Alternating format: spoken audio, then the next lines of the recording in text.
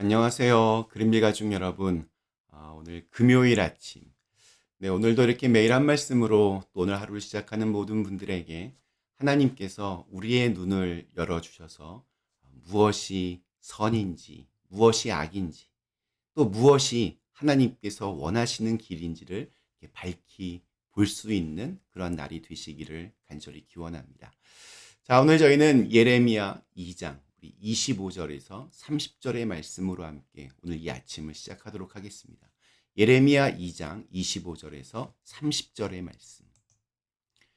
내가 또 말하기를 네 발을 제어하여 벗은발이 되게 하지 말며 목을 가라게 하지 말라 하였으나 오직 너는 말하기를 아니라 이는 헛된 말이라. 내가 이방신들을 사랑하였은즉 그를 따라 가겠노라 하도다. 도둑이 붙들리면 수치를 당함같이 이스라엘 집 곧 그들의 왕들과 지도자들과 제사장들과 선지자들이 수치를 당하였느니라. 그들이 나무를 향하여 너는 나의 아버지라 하며 돌을 향하여 너는 나를 낳았다 하고 그들의 등을 내게로 돌리고 그들의 얼굴은 내게로 향하지 아니하다가 그들이 환난을 당할 때에는 이르기를 일어나 우리를 구원하소서 하리라. 너를 위하여 네가 만든 네 신들이 어디 있느냐? 그들이 네가 환난을 당할 때에 구원할 수 있으면 일어날 것이니라. 유다여, 너의 신들이 너의 성읍 수와 같도다. 너희가 나에게 대항함은 어찌 됨이냐? 너희가 다 내게 잘못하였느니라. 여호와의 말씀이니라. 내가 너희 자녀들을 때린 것이 무익함은 그들이 징계를 받아들이지 아니함이라. 너희 칼이 사나운 사자같이 너희 선지자들을 삼켰느니라. 아멘. 네, 우리 좀 이렇게 조금 뜬금없는 질문이지만 지금껏 이렇게 살아오시면서 눈치 없는 사람과 이렇게 만난 적이 있으신가요? 사실 이렇게 사람이 모인 곳에는 어디에나 눈치 없는 사람이 꼭 한두 명씩 있기 마련입니다. 눈치 없는 사람, 정말 답답하기 짝이 없습니다. 뭐 어느 정도 눈치 없는 것은 뭐 애교로도 봐줄 수 있지만 정도가 심한 때에는 이건 정말 민폐 중에 민폐입니다. 주변 사람들의 속은 시커멓게 타들어갑니다. 눈치가 없는 사람들은 다른 사람들의 어떤 표정이나 행동의 변화를 파악하는 능력이 아주 현저하게 떨어져서 주변의 분위기나 공기의 흐름을 잘 읽지 못하고 계속해서 본인의 말만 계속 말한다든지 남의 이야기를 잘 듣지 않는 그런 특징들이 있습니다. 그곳에 있는 다른 모든 사람들은 다 알고 있는데 그 사람만 모릅니다. 눈치 없는 사람들은 상대방의 표정을 읽을 줄 모르고 느낌이나 분위기를 전혀 파악하지 못합니다. 상대방이 좀 아주 심각한 얼굴로 말을 하지 않고 가만히 이렇게 있으면 대개의 경우 이 사람이 지금 뭔가 심상치가 않구나. 이렇게 그걸 이렇게 알게 되는데 눈치가 없는 사람들은 그런 것을 전혀 알아채지 못합니다. 눈치채지 못합니다. 눈치가 없으니 말도 가려할 줄을 모릅니다. 자기 생각대로 자기 위주로 말을 합니다. 심지어 그걸 자기는 직설적인 성격이라고 할 말은 하는 사람이라고 그렇게 말하기도 합니다. 그러나 그것은 직설적인 것이 아니라 눈치가 없는 경우가 대부분입니다. 또 눈치가 없다라고 하는 것은 남에게 별 관심이 없다는 그러한 말이기도 합니다. 예를 들어서 대학교 등록금이 없어서 밤낮 없이 일하는 친구 앞에서 자기 집안 돈자랑을 하기도 하고 또 농담이라고 사람들 앞에서 아내가 원치 않는 옛날 얘기들, 과거를 마구 늘어놓기도 합니다. 분명히 싫다고 했는데 계속해서 그 말을 반복하고 자신의 감정은 잘 기억하면서 남의 감정은 잘 기억조차 하지를 못합니다. 오늘 읽은 말씀에서 하나님을 떠나 우상을 쫓았던 이스라엘을 향해서 하나님은 경고와 눈치를 주십니다. 때론 수모를 당하게 하시고 때론 아픔을 주시기도 하셨습니다. 마치 잘못한 자녀에게 벌을 주듯 그렇게 말입니다. 그런데 이스라엘은 그것을 전혀 눈치채지 못하고 있습니다. 자녀들이 어떤 잘못을 했습니다. 그것을 부모가 지적해 주었습니다.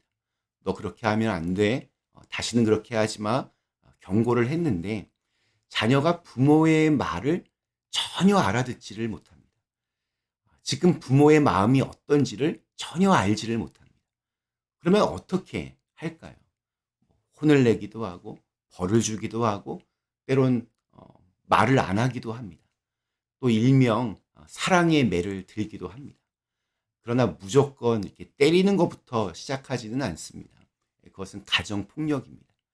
자, 우선은 부모가 내가 지금 너 때문에 화가 났다라는 표시를 팍팍 냅니다. 그런데 자녀가 그것을 모르면 눈치채지 못하면 어떨까요? 왜 화가 났는지 모르면 심지어 아빠 혹은 엄마가 지금 화가 났다는 사실조차 자녀가 모른다면 그것을 바라보는 부모의 마음은 어떨까요? 가슴을 치며 정말 답답해 할 것입니다. 오늘 읽은 말씀이 딱 그렇습니다. 하나님께서 우리에게 수치와 모욕을 허락하시는 이유는 우리의 잘못 때문이고 또 하나님께서 우리를 책망하시는 이유는 우리를 새롭게 하시기 위해서입니다. 그러나 이스라엘은 그리고 오늘 우리는 그 눈치가 없습니다.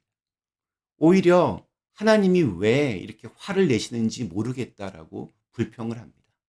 왜 살려주지 않냐고 그렇게 원망합니다. 더 나아가서 하나님 참 히스테리컬하다 이렇게 규정짓기도 합니다. 나 때문임을 모르고 그렇게 아무 말이나 내뱉습니다.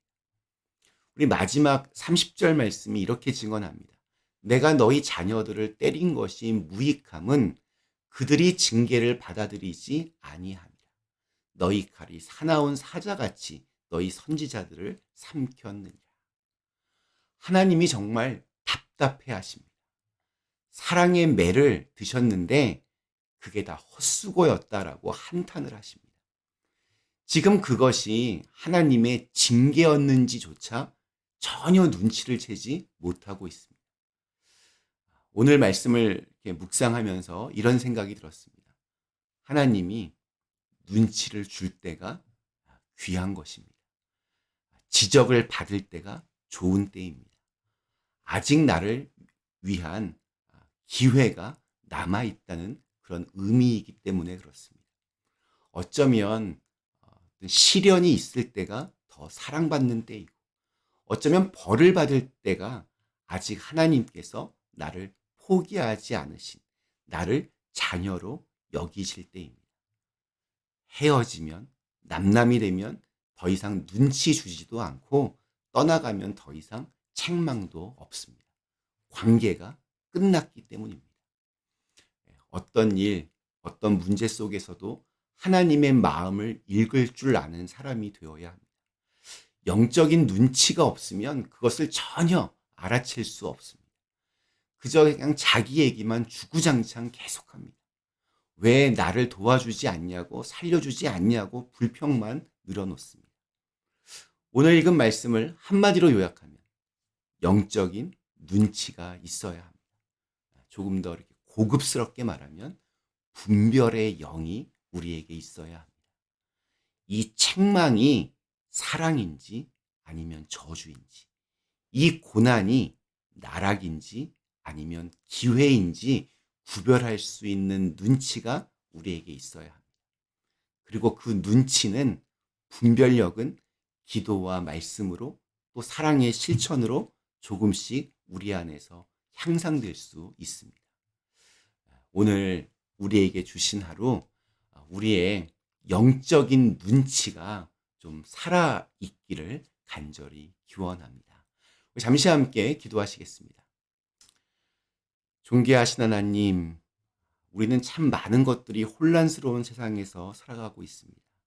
이러할 때 무엇이 하나님의 뜻인지, 무엇이 하나님께서 원하시는 길인지를 잘 분별할 수 있는 영적인 눈치가 있는 사람이 되게 하여 주시옵소서.